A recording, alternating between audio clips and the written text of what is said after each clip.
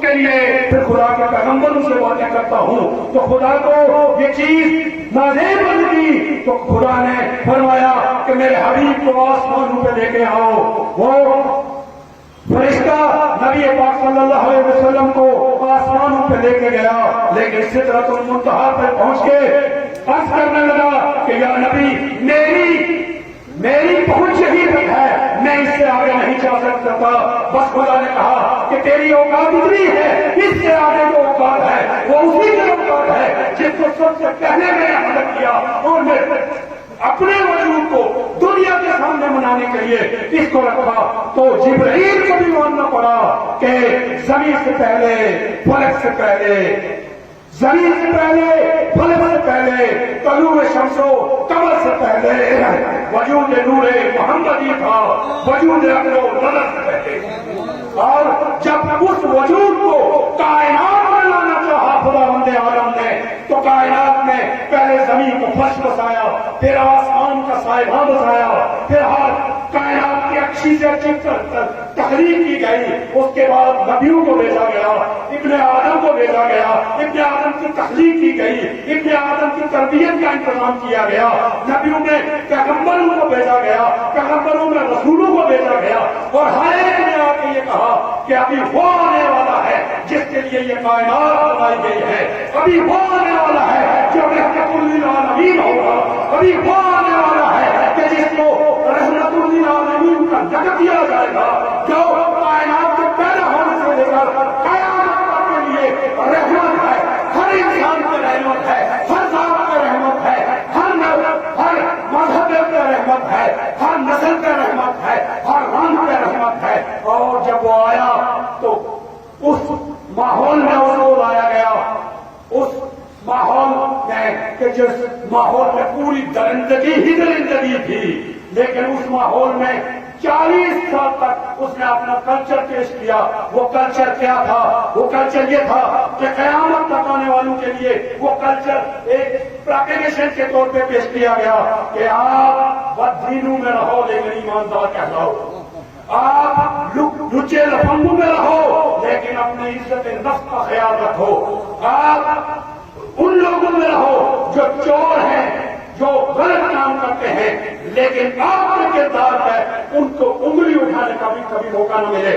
اور جواب میں آپ کو یہ آپ کے اذہان اہلیہ تک پہنچاتا چلوں کہ آپ جب دعوت ذوالعشیرہ کا بہترین طریقے سے محاصرہ کریں گے تو آپ کو پتا چلے گا کہ دعوت ذوالعشیرہ میں رسول کا انکار کسی نے نہیں کیا, خدا کا انکار کیا ہے, خدا کا انکار کیا ہے, لیکن بظاہر خدا کا انکار نہیں کیا.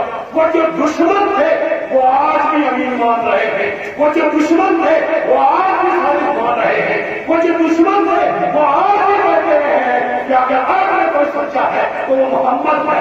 خدا کے دشمن ہو سکتے ہیں لیکن نبی کا دشمن نہیں ہے. جب نبی نے اعلان نبوت کیا اس کے بعد دوسری جو میں آپ کو بات بتانا چاہتا ہوں کہ نبی نے اپنے کردار کو کس طرح پیش کیا لوگوں کے سامنے, جو لوگ دشمن تھے ان کے سامنے کردار کو کیسے پیش کیا کہ جب 10 سال کے بعد نبی وہاں سے ہجرت کر کے مدینے کی طرف جاتے ہیں تو نبی نے اپنے بستر پہ جس کو سلایا ہے, کیوں سلایا ہے, یہ لوگ جانتے ہیں کہ جو سونے والا ہے وہ اسی کی طرح ہو سکتا ہے یا اس کے کردار میں ڈرا ہوا ہے. ان کو بھی یقین ہے کہ جو اس کے بستر میں سویا ہوا ہے وہ ہماری امانتیں صحیح سلامت حد تک پہنچا کے جائے. اور ہم سلام کرتے ہیں ان نبی اکرم پہ جنہوں نے اپنے بستر پہ اپنے جیسے کو چنا تاکہ جو اس کے دشمن ہیں اس کے خاندان کے دشمن تھے اور قیامت تک اس کی دشمنی دباتے رہیں گے, لیکن اس کے کردار پر شک نہیں تھا. یہ ان کو پتا تھا کہ نبی جا رہا ہے لیکن نبی کی جگہ جو سویا ہوا ہے وہ بالکل نبی کا وارث ہے. یہ دنیا کو بنانے کا یہ کردار تھا, یہ جو کلچر تھا یہ کلچر خدائی کلچر تھا. یہ خدائی کلچر کو رسول پاک صلی اللہ علیہ وسلم نے اپنے پاس رکھا. اور خدائی کلچر کیا ہے؟ وہ خدائی کلچر یہ ہے وہ خدا رب العالمین ہے. تو رب العالمین کا مقصد یہ ہے کہ خدا اپنے کرشمے کے ذریعے, خدا کا ایک بہترین سے کرشمہ یہ سورج ہے, اس سورج نے کبھی بھی یہ انتظار نہیں کیا کہ وہ ظہیر کے گھر پہ چڑھ کے کے گھر پہ مت چلتے. اس سورج نے کبھی یہ انتظار نہیں کیا کہ وہ رام اور رحیم کی ایک دوسرے کے ساتھ الگ الگ کرے. تو یہ ایک چھوٹا سا کرشمہ ہے. تو آپ کے مان کے چلیے کہ رحمت للعالمین رسول اکرم صلی اللہ علیہ وسلم کی رحمت وہاں تک ہے جہاں خدا کی خدائی ہے. جب خدا کی خدائی وہ کسی کی عزت کو برقرار رکھنے کے لیے وہ اپنے انسان کو صرف انسان چاہتا ہے. وہ انسان کو ابن آدم کے طور پر اس کو دیکھتا ہے. تو یہ مان کے چلیے کہ جو انسان عزت دینے والا ہے وہ دنیا کے کسی کونے کا ہو, کسی دریا کا ہو, کسی شہر کا ہو, کسی مذہب و ملت کا ہو, کسی رنگ و نسل کا ہو, اس کا خدا اس کو عزت دیتا ہے. اس لیے وہ محنت کرتا ہے. جب اس کو عزت اس پہ مل رہی ہے تو نبی کی رحمت بھی اس پہ مل رہی ہے. جب ہم یہ میسج, یہ کلچر, یہ خدائی کلچر کو آگے بڑھائیں گے تو ہم پھر ذکر کریں گے اس رسول کا. اس رسول کا ذکر ہم کہاں کر سکتے ہیں جس کو خدا کبھی اس کا نام لے کر نہیں پکارتا.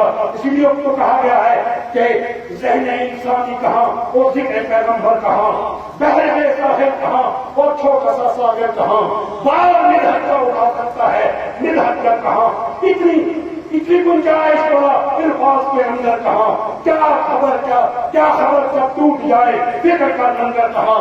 اور جس کے اہل بیت ہیں انسانیت کی دیبود ہے, جس کے بچے ہیں نور مشرقین اور جو بازو حیدر بازو قوت ہے, جس کا فخر گروہ ہے, جس کی بیٹی فاطمہ, جس کا نوازا ہے حسین, ایسے گھر والے کہاں ہیں اور ایسا گھر کہاں.